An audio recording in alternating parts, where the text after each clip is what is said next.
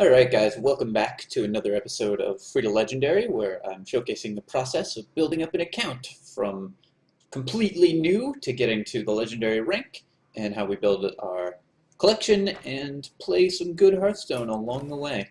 Let's take a quick look at these quests. It's been a day since the last episode, so we got one new quest. It's once again deal 100 damage to enemy heroes, so I'm going to replace that one, leaving the Druid or Rogue victory one intact. And we get Mage or Shaman victory, which is not bad. We're still not hitting any 60 gold quests, which is kind of bad luck for this early. Obviously the 60 gold quests are better because they give more gold. So that's a little bit too bad. The Mage or Shaman one fits in with the plan for today, because in the last episode we sort of hit a wall, lost 2 ranked games in a row, came up against people who had just better card access than we did. So we're going to duck back into the arena where everyone is equal and aim to improve our decks. Taking a quick look at this arena deck, just to remind ourselves of what's in it, we've got some decent early plays, bunch of 2-drops, 3 Shattered Sun Clerics to go with our early game, which is pretty nice. A couple of Yetis, some Polymorphs, no Flame Strikes, and kind of bad top end. So on the whole, I think this is about an average strength of arena deck, maybe slightly above average, and we can expect to get 3 or 4 more wins with it, but probably not more than that, which is okay. The general rule of thumb in Arena is if you go 7 wins, it's free because it costs 150 gold to enter, and with 7 wins, you get that 150 gold back plus some more stuff, cards and a pack. If you go 3 wins in Arena, it's still worth it because you get your 50 gold back plus the pack, which you would have spent 100 gold on. So it's like you break even plus get a couple random cards, maybe some dust. So in general, we're already at the point where this arena would be worth it, had we paid for it, which we didn't. I'm just going to keep this hand. 1, 2, 3, 4 seems pretty reasonable. It would be nice if there was a spell to go with this Mana Worm, because of course if our opponent plays a 3-2 on turn 2, our Mana Worm could be in trouble, but we can always coin out South Sea Captain, or just play the coin in order to make our Mana Worm into a real threat. Hello.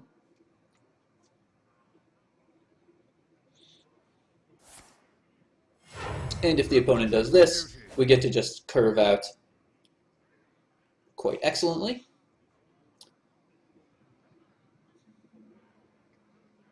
Alright, my friend, you have played your Silverhand Recruit. Now pass the turn. Good job. So, this game going very well for us so far. We're up on board, we've got an excellent curve.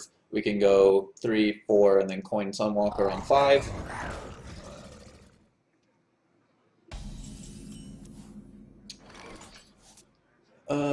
I could trade in my Knife Juggler for the Raging Worgen, and may do that. I might also... One possible option is to play coin Yeti, and then if the knife hits the Worgen, send the Mana Worm at it. And if the knife doesn't hit the Worgen, send the Knife Juggler at it. I think that's got to be the correct play here. This isn't an enormous 50-50, but it's not a small one either, because it's basically the difference between a Knife Juggler and a 2-2 Mana Worm.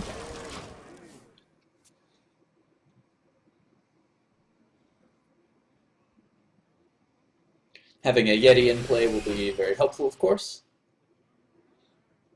I'm just going to Spellbreaker that Shredder. Definitely want to protect against the... That's one of the better targets to silence, because you basically kill a random 2-mana minion. His opponent having some passing the turn issues. Yes, indeed. Where is that end turn button? I wonder. Slow play actually doesn't bother me normally because I would be like tabbing in and out of this game, but when I'm recording it's kind of annoying. little bit too bad that the knife hit there, cost us a damage, because we were just going to send the Yeti at it anyways.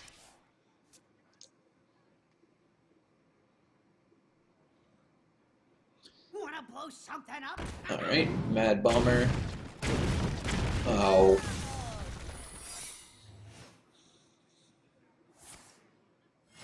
Reporting for duty.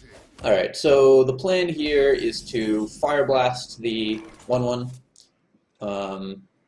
Man, that Mad Bomber hitting my Knife Juggler twice was pretty good, although it didn't hit the 4/1. Hopefully this triggers the Avenge. It's not Avenge, which means it's probably Noble Sacrifice. So I'll attack his face first. It could also be Redemption. Well, I'm playing South Sea Captain no matter what, so if it's one of the ones that triggers off of this coming into play... Okay, well, if it's Redemption... Die, Mage. Good beats, but it wasn't. It was Noble Sacrifice, so we just get a free card.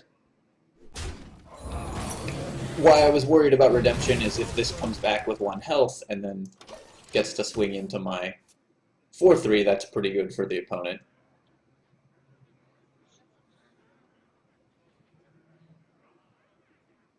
Trogzor. Trogzor. Burly Rockjaw Trog being pretty good against my board here. Luckily we have a good answer to that in the form of this Sunwalker. Truth is my Scurvy. Obviously hitting the 1/1 there to make it harder for him to knock off the Divine Shield. Having Force Tank Max and a Pyroblast in hand is pretty nice. The Pyroblast especially means that in this game we just have to keep our opponent at 10. Generally not a huge fan of this card, but sometimes it can be very good. Shattered Sun Cleric, actually a great draw for us. I'm interested to see if he attacks. He does not, which actually works out extremely well for us because the Cleric can help us kill the Trog here. So we're just going to continue to play powerful, efficient minions. At some point I'm going to hit the opponent in the face and try to get him down to 10 before my turn 10, and then finish him with the Pyroblast. That's our current game plan. We're also just way ahead on board, so things are going pretty well.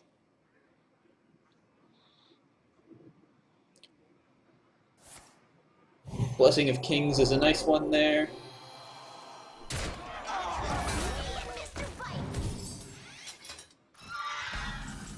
So I have a couple options in this spot. I could Fire Blast the 6/1. I could just play Force Tank Max. I don't really like that because he's going to get to trade in something for the Divine Shield very easily, and I think I would prefer to avoid that. So what I believe the play is here is just shoot that, hit face, play a Lost Tall Strider, no, play a Dragonkin Sorcerer because having the health is more important here, and play a Mech Warper. I could also have saved the Mech Warper so that next turn I could go Warper Force Tank. And there's also some consideration of not playing a 4th minion here to play around Mind Control tech, because we're so far ahead. May my ancestors watch over. The light protects me. Alright, bunch of solid plays from the opponent here. Unfortunately, going to have to give him a card with his Cult Master because I have no way to kill it before killing this taunt. But we can live with that.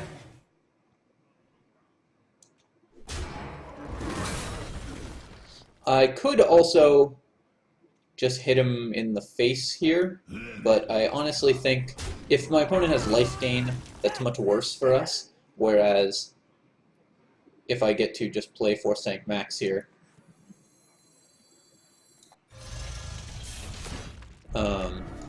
shoot his 2/1 and then hit him. There's very little he can do to come back from this board. Even Mind Control tech, we can win with the Pyroblast unless he has life gain.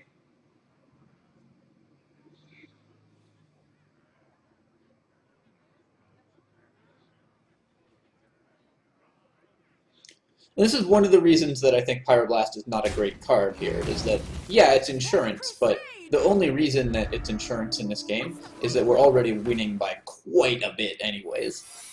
Had it been a different card, we would not, we would have just played it earlier and already won, regardless. Like, this game's basically over with or without this Pyroblast, though it does finish it in the spot.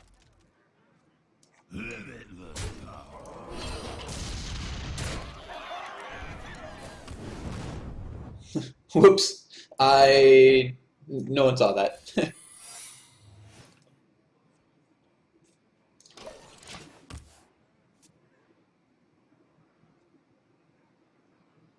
I got the best deals anywhere. This was supposed to be an object lesson in how useless Pyroblast was, not a lesson in just randomly not killing my opponent.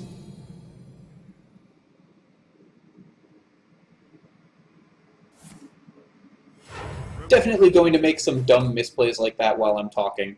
That just happens when you're commentating. Is you get on track commentating, especially when the game is won.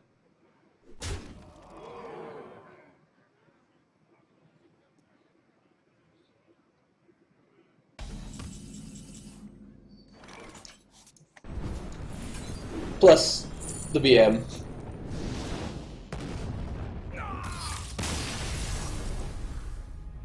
That was definitely, yeah, just BMing my opponent out on purpose. Certainly not just forgetting that I had a Pyroblast in hand. Literally while talking about said Pyroblast.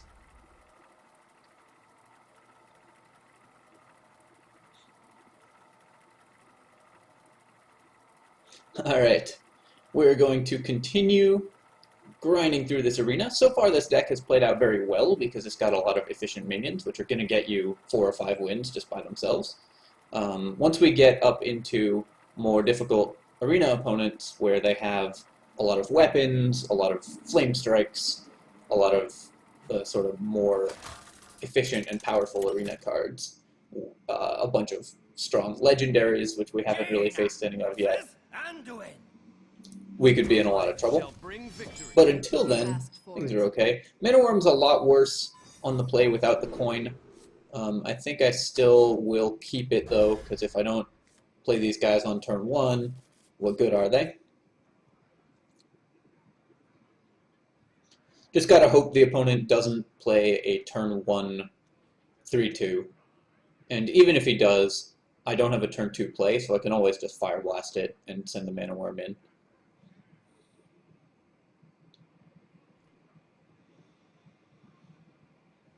It's debatable whether I should have kept Shattered Sun Cleric here or searched for a 2-drop. This deck has a lot of 2-drops, so trying to find another 2-mana minion to play might have been better.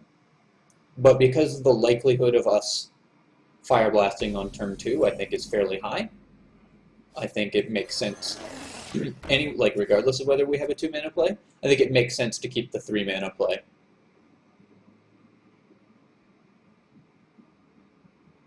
Though, if we do send the Mana Wyrm into a coined out 3-2, we won't have the Shattered Sun Cleric will not have a target.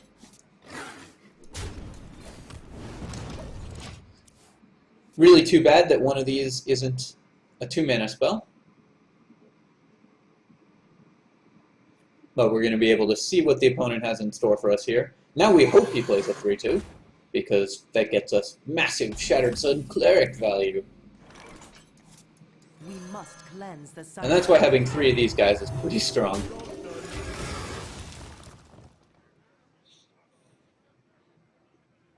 Probably playing the Dragonkin over the Lost Tall Strider here. You generally want to use this guy because it has higher attack than health to trade up for a more expensive minion.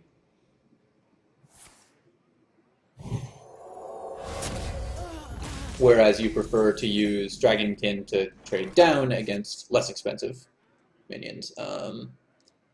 Unfortunately, our opponent is going to get a free Ship's Cannon attack at our Mana Wyrm, because we can't afford to take a turn off for the Fire Blast here, and don't have a spell.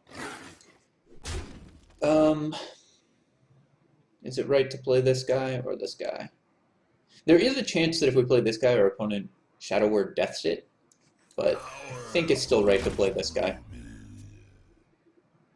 Our next turn is either Fire Blast the 3/2 if he doesn't heal and play Injured Blade Master, assuming that his play isn't very good, or play Stampeding Kodo and eat the 2/1. Labyrinth time. I feel icky.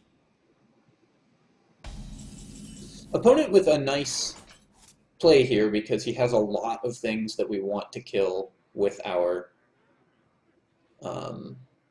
Fire Blast. He has this guy who we would send the 3/5 in and Fire Blast. He has these two guys. I think on the whole, we can certainly get value off of our Kodo here. If I shoot something and then play, or if I attack something and then play the Kodo. We can also wait on the Kodo and just attack the Ogre Brute, shoot it, and play Injured Blade Master, and that basically guarantees us getting a 2-for-1. So I think that's the play here, because Kodo is inherently a 2-for-1. And the more use we get out of Fire Blast in general, the better off we are.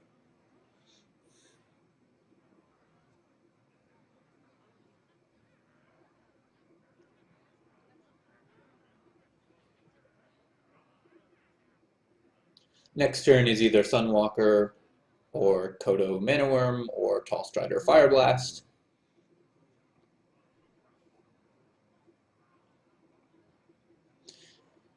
We're probably behind this game because the opponent's deck is likely heavier than ours, and what I mean by that is they likely have better late game plays than we do. If he sends both of these into the Blade Master, that's a little unfortunate for us, but we can play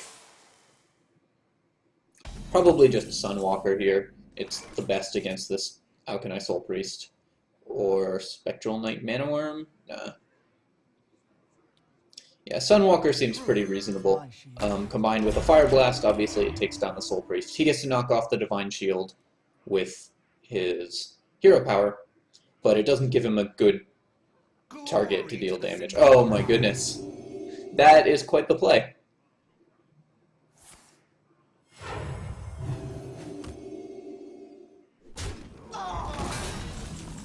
Well, our opponent with the brutally efficient Blood Knight there. I'm going to try to get value off of this Mad Bomber.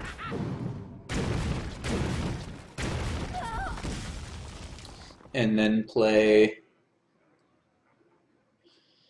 I guess just Spectral Knight. We have to just throw away guys into this Blood Knight. That Blood Knight play probably wins him the game. Not really something that you can afford to play around, Blood Knight, but when it happens, oh man, does it get you.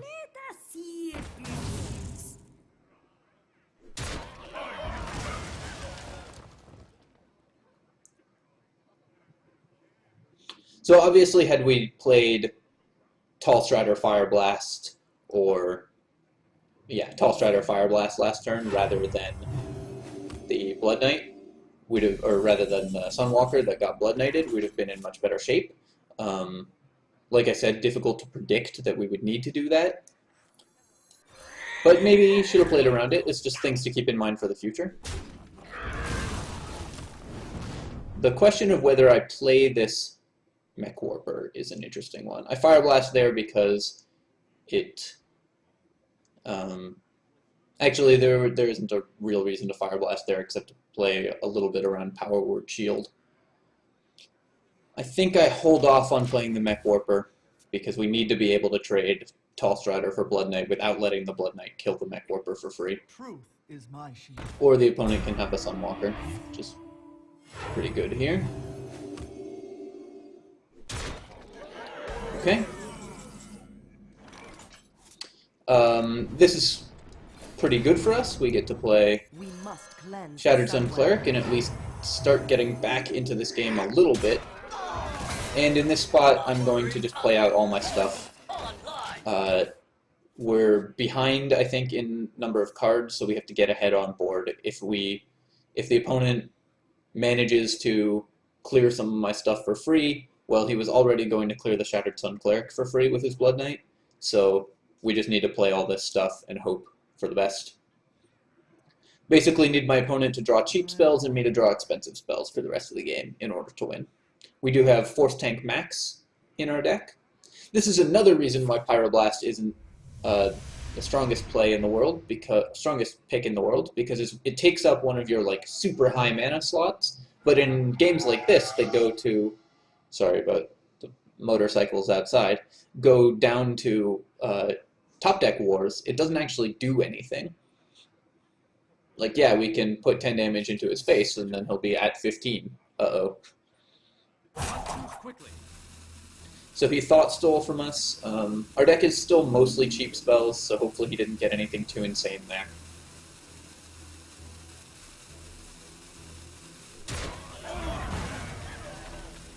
Get behind me.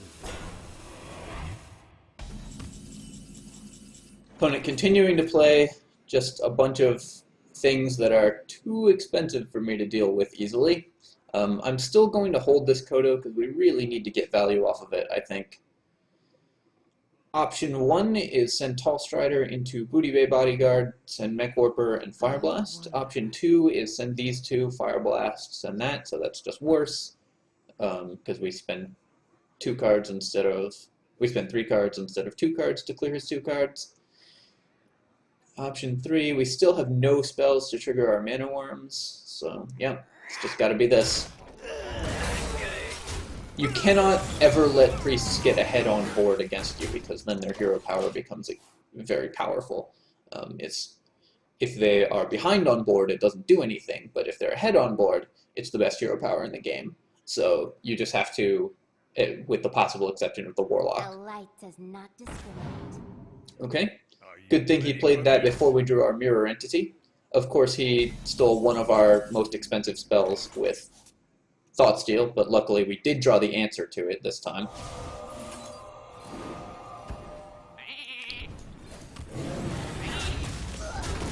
That also helps with our Kodo, continuing to hold the Kodo rather than use it to eat the sheep, because anything that I can deal with my hero power, I would rather do that. I'm ready. I'm not ready. Just play something cheap and crappy, just once.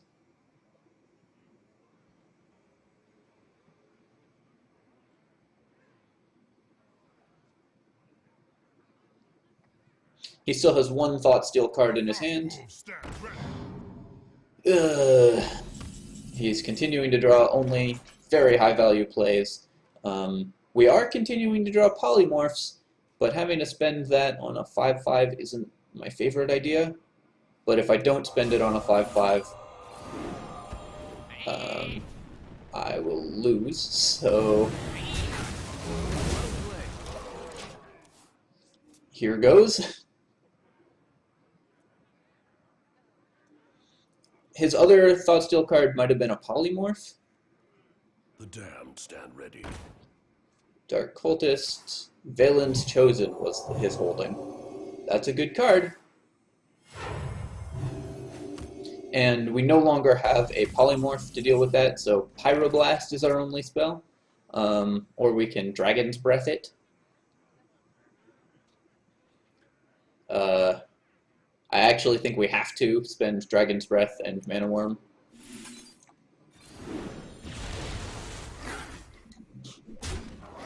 On his Dark Cultist, much as that pains me, and now I do play the Kodo because we need to have stuff on the board.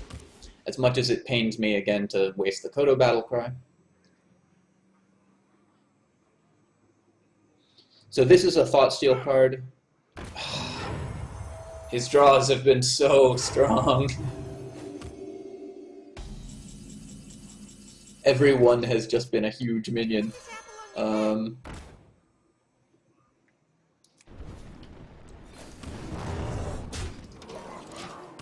It might be I should be Fire Blasting his face here rather than the Temple Enforcer in the hopes that he'll sit at 10 life for some reason and we can Pyroblast him out. That might be our best shot at winning the game.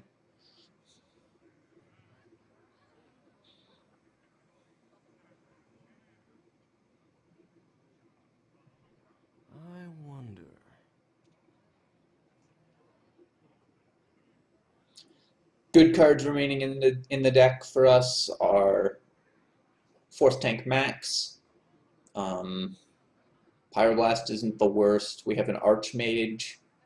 That's about it for really big stuff, I think. I wonder. We've used both Polymorphs.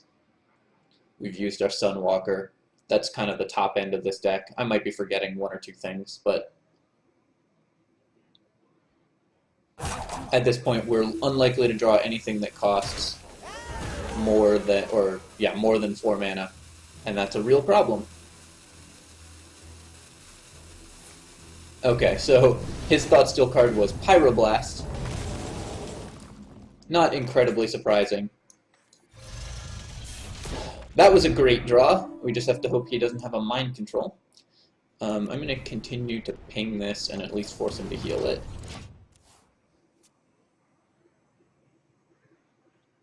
I think that has higher value than pinging the opponent for 1. Put this apple on your head. Don't hit.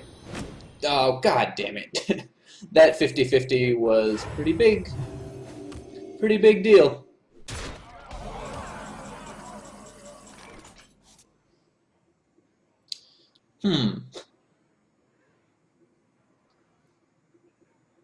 So the opponent has 9, 10, 11 damage.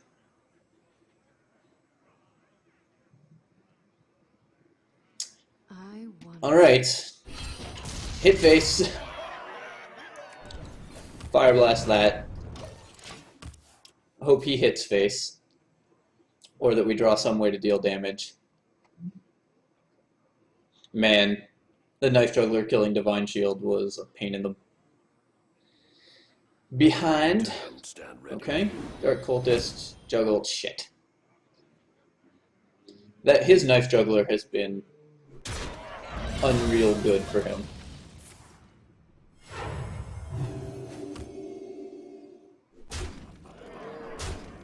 The reason I shot that is because I feel like it's likely he does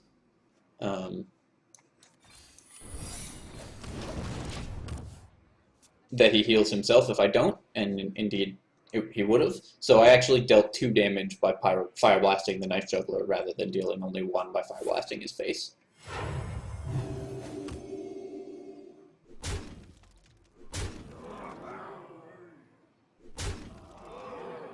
Play something? Nope, he doesn't play anything. And that's game. Alright. You win this. Well played. And that's one of the problems with arena games, is sometimes it comes down to draws like that. In that top deck war, our opponent definitely had the better of us, with cards like Thoughtsteal and Temple Enforcer, but realistically that game comes down to the one turn where we walked into the Blood Knight. Still think I made the correct play there, but had he not had that Blood Knight, we would certainly have won the game. Jaina versus Uther. I will fight with honor. You asked for it. So sure, we draw these 2 spells, but no mana worms. I think I'm sending this whole team back, much as I like Shattered Sun Cleric. I just need something to play on 2 mana. And indeed, had we not sent back the Shattered Sun Cleric, I wouldn't have gotten this Mech Warper. Hello. Well met. So I could either Fire Blast that or play Mech Warper. In this spot, I'm just going to play the Mech Warper. Hurry up. Portals online. No need to play super slowly. Red alert.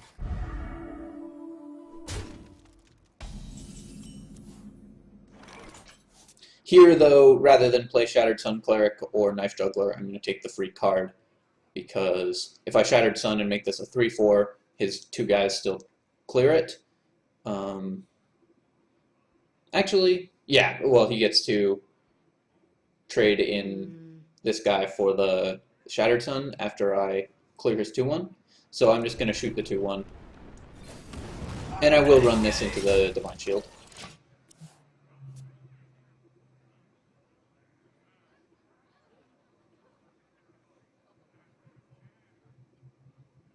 Shielded Minibot, great card.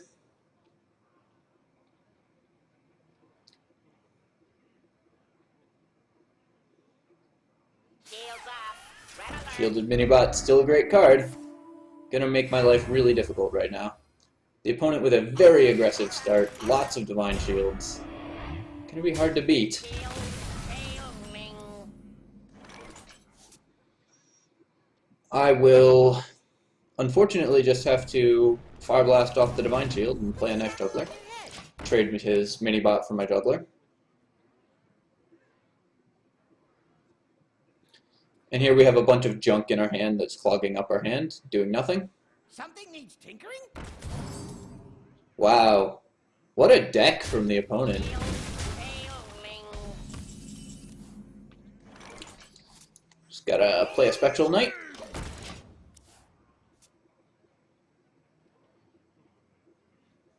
I'm very impressed with us that we've managed to hold off so well against my opponent's literally perfect curve. Like, you could not ask for a better set of 1, 2, 3, 4 plays from the opponent. I can fix anything. How does he continue to have that? Me and Mr. Fight. His mech synergy is off the charts.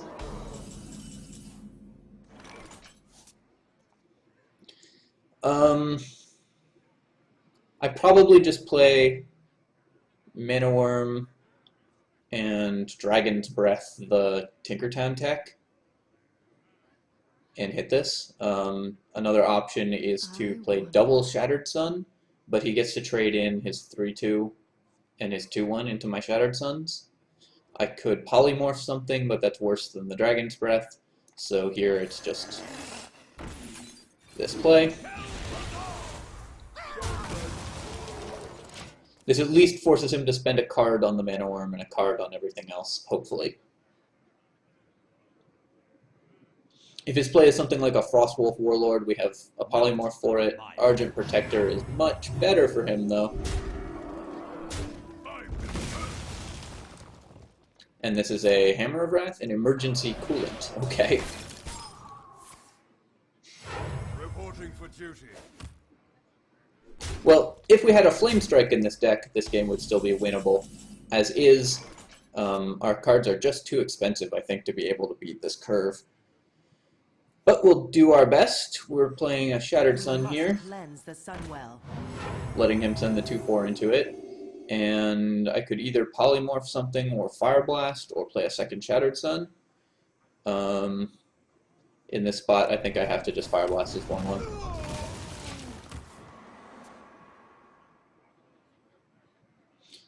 If we had drawn a Yeti during this game, we would be in great shape.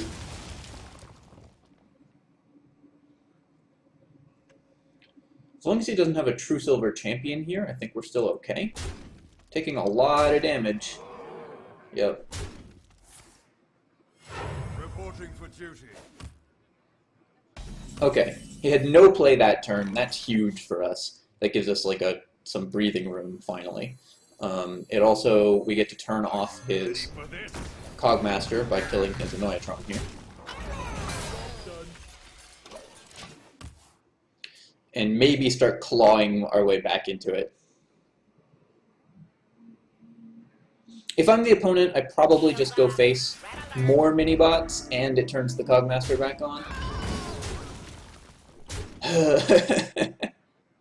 I'm so sad right now. Reporting for duty.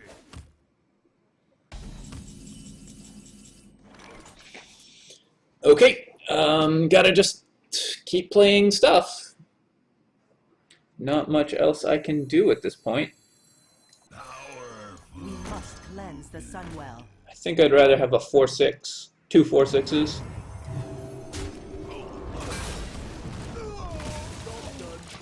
Gonna go to 5. If he hadn't had a third mini-bot, we'd actually be winning. Okay. Him not hitting me in the face there with that mini-bot is a good sign. It means he doesn't have a True Silver Champion in hand. True Silver Champion would obviously just win him the game right away. Reporting for duty. The fact that Polymorph doesn't actually kill a minion is really hurting us. Oh, that's phenomenal. Okay. So gonna hit the flesh-eating ghoul first. We know he has stuff that cares about mechs, so we do that, and we play Sunwalker, and we shoot one of his 1/1s.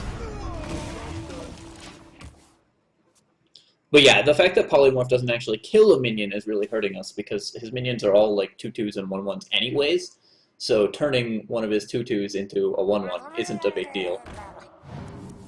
Cold Light Oracle, again, very good for him. The gates are open. Lord of the Arena is finally a Polymorph target. Okay, I think we're actually winning now.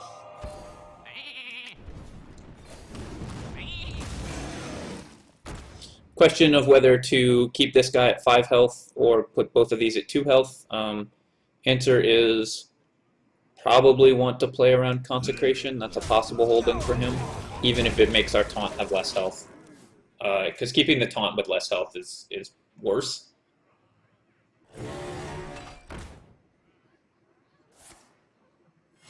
Reporting for duty. We do 16 damage plus 10 and actually win this turn.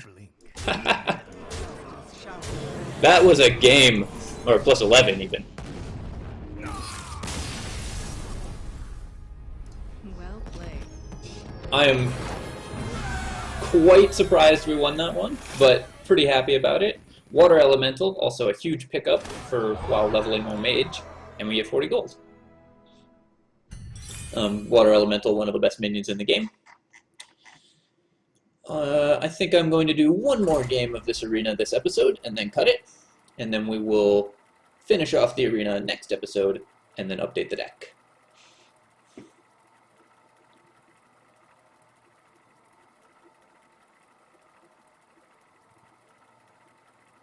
This will be a slightly longer episode. Like I said, I was planning to make them shorter. Playing only like 3 games, though, Jane! Jane! feels like I'm cheating you guys, You asked so, for it. you know. My magic You know will how it tear is. you apart. Ooh. Definitely don't want these two. The question is, do I keep Mad Bomber and Mana Worm? I think I do. Mana Worm, coin Mana Worm. That's gonna be a play.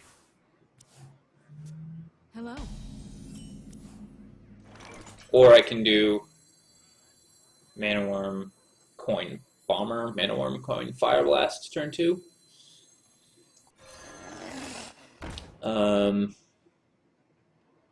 Do I coin out the worm?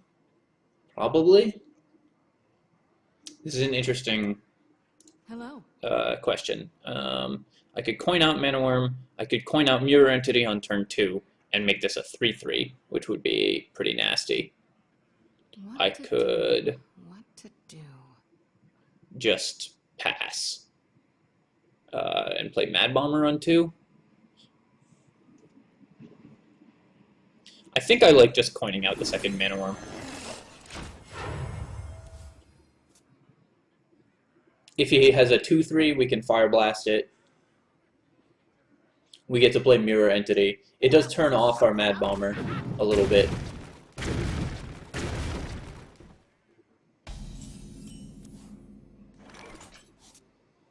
Gonna reasonably happily just send that guy in and hit. And then I get to play Mirror Entity on 3. And make my Mana Worm a 3/3.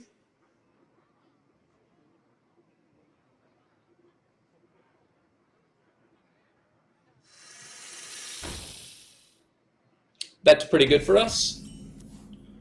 Just getting to trade this Mana Worm for some good stuff. So we spent the coin, but we traded in for a bunch of solid guys at this point. Hopefully he doesn't have anything trashy to play into this Mirror Entity. That is exactly what we wanted to see.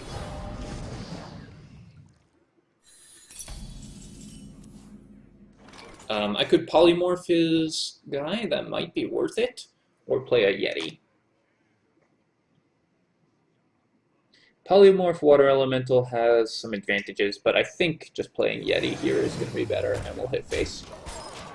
This loses badly to a few plays, like Dark Iron Dwarf, letting him clear the Yeti.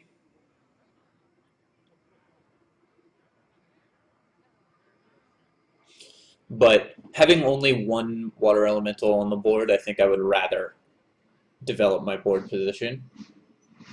I wonder. Then play a polymorph on that turn. Did someone say bomb? Ooh, opponent with... Oh, no. Okay, you've got to hit the water elemental once more. Stupid Mad Bomber. Oh my god. So lucky. Okay, well, I'm going to finish off his water elemental. I could also play my own Mad Bomber.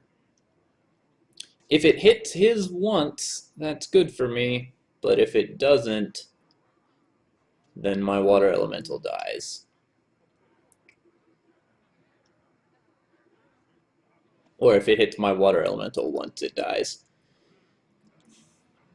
Spectral Knight and attack that is okay. Not great. Fire Blast. Mad Bomber. I wonder.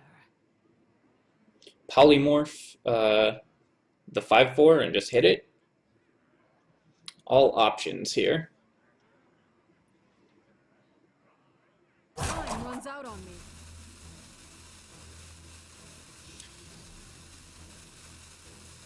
I think What to do? polymorph the 5/4 and hit it leaves me with the best stuff on the board and is the most likely to be to end up being a 2-for-1, which we need to get because our opponent got a 2-for-1 off Matter Bomber, which hit perfectly, missing his water elemental every time. Okay, he did have Dark Iron Dwarf as well, which is a little unfortunate for us. So facing off against with my 5 cards against my opponent's 5 cards, and my opponent gets the first play, is the spot in which we are. Spectral Knight is maybe a slightly better play against Dark Iron Dwarf, because he can't do that to it. But the Archmage is more on curve.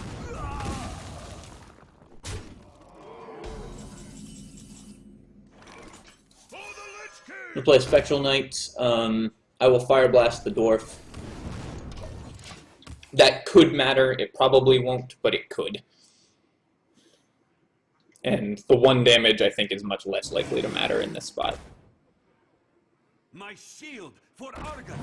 So, turned out, Fire Blasting the Dwarf did matter. Gonna hit that, play Kodo, and then Fire Blast the Yeti, probably. 2 things will have died, so I could deal 3 damage to it with, or 4 damage to it with Dragon's Breath. That's not really worth it.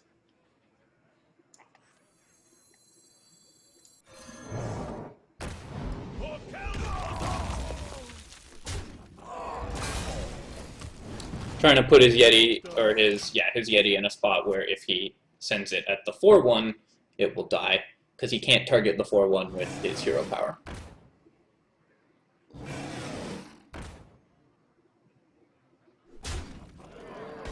Okay, we're going to get at least some value off of Cult Master this turn. Probably. Couple options. I could Spellbreak his Yeti.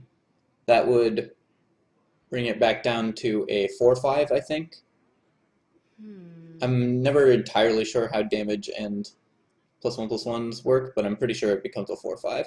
So I could just play Cult Master, send... Fire Blast it, and then I'll eventually have a good Dragon's Breath. I think that's probably got to be the play.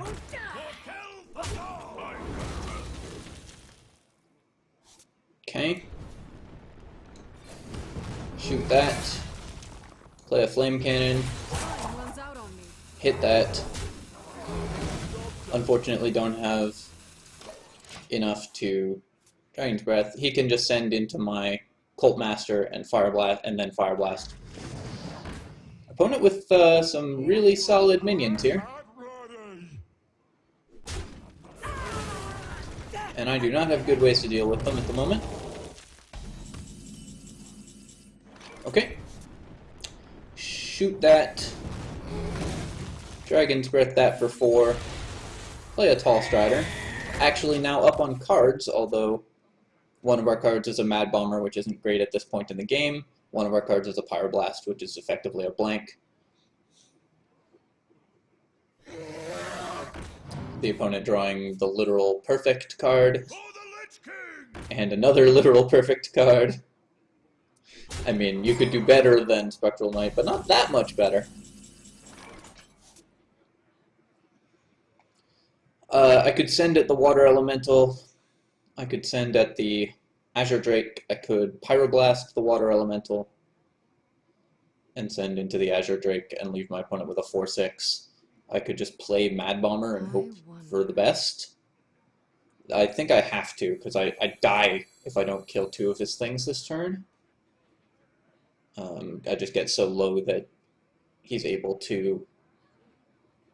The fact that I die if I don't kill 2 of his things this turn means I should probably play Pyroblast, but if I play Pyroblast, he just gets to hit me for 4 with the Spectral Knight twice, because there's nothing I can draw to deal with that, except for Sunwalker. I can't kill the Spectral Knight, because of course I only have spells and hero powers. I could silence it and be able to kill it. Maybe that's the right play. Alright, let's play this, silence that, send this into that, Fire Blast, play Zombie Chow, and then turn. Because at least this way next turn I can use my Pyroblast to clear his Spectral Knight. I was going to take 8 damage anyways from his guys, so the hope is he doesn't have 4 damage and no way to find 4 damage. This opponent's played a lot of random bomb effects and won every single roll. Has never hit one of his own guys with a bomb. And we can't win. Cool.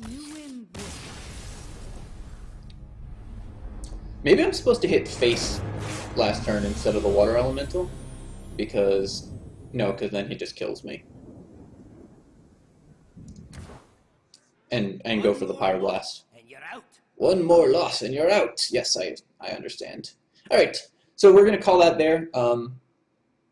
I think we can squeeze probably one more win out of this deck, but if we continue to face good decks, like our opponents have had, then we will be in trouble. The last 2 losses were pretty heartbreaking, because that Blood Knight was good, and just the random chance off of Mad Bombers, which is a mechanic that I despise, is a little bit frustrating. But on the whole, still going very well with this arena. We just like getting to 5 wins on the first arena run with this, which is free, with this account is great for us. So hope you guys are continuing to enjoy the series, just grinding through some arena games, and then next time we will finish off this arena, build some decks, and showcase deck building. Alright, thanks for watching everyone. Feel free, of course, to comment, rate, and subscribe, and I will catch you next time. GG.